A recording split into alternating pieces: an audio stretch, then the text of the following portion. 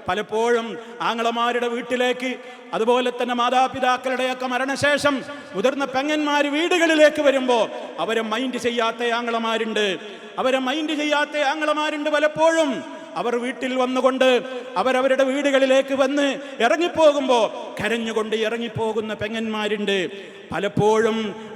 പലപ്പോഴും കാരണമായി തീരാറുള്ളത് ചിലപ്പോ ഈ ആങ്ങളയുടെ ഭാര്യയായിരിക്കും, അഥവാ നാത്തൂനായിരിക്കും. നാത്തൂൻ എന്ന് പറയുന്ന സ്ഥാനത്തുള്ള ആളുമായിരിക്കും.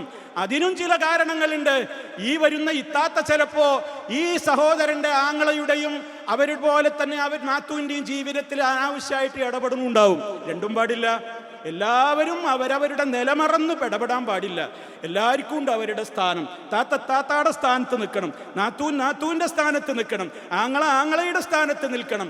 എല്ലാവരും ഇളയച്ചി മൂത്തച്ചിയൊക്കെ അവരുടെ സ്ഥാനത്ത് നിൽക്കണം. അപ്പോഴേ അതിന് ഇസ്ലാം നൽകിയ ആദരവും ബഹുമാനമൊക്കെ ഉണ്ടാവുകയുള്ളൂ.